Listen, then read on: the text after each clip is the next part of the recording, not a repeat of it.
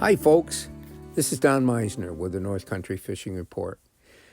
I got to tell you my highlight of the week in fishing. And I've spent a lot of time fishing this one area, and that's the Oswegatchie River in Ogdensburg. And I've done it as sort of a research project, but also a treat to myself. It's a selfish endeavor for me because I enjoy fishing no matter where I am or what I'm trying to catch.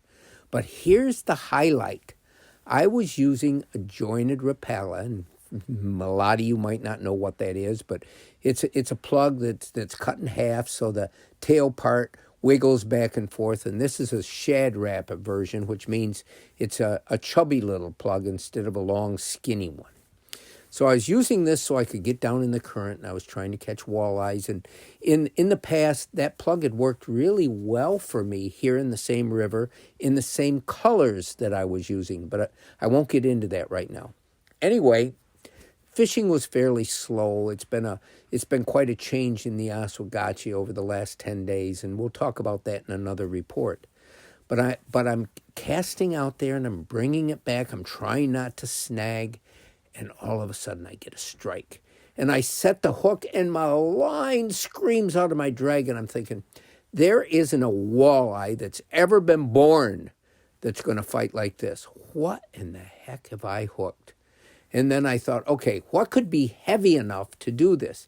Yeah, the current will give fish more power, but not this much power. This was one huge fish. And I'm thinking, oh my gosh, what could I have? It can't be a giant northern. It's certainly not a muskie because I've never really got either one of them in this section of the Oswegatchie right across from Hosmer's.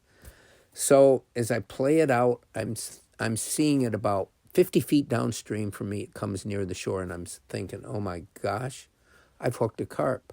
So I figured for sure I must have snagged it, because that's the only way you're ever going to get a carp, using a plug like this, casting out and working it, because carp don't eat other fish. At least I didn't think they did. So I finally get it in. I don't have a net because I'm essentially catching little bitty walleyes most of the time, and I can just lift them out of the water and take the hook out and put them back in. Well, now I've got this giant carp with no way to get it in. I had hurt my knee, so I could barely walk, and I didn't want to fall headfirst into the river as I'm getting down, so I had to reach my hand down. And as I look, I'm like, you got to be kidding me.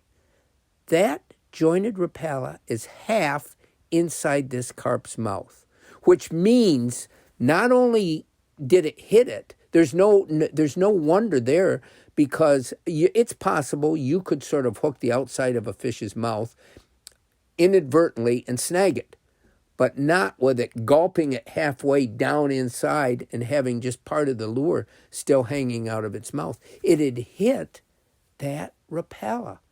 And I'm like, oh, okay, so now my big problem is, how am I going to get the hook out?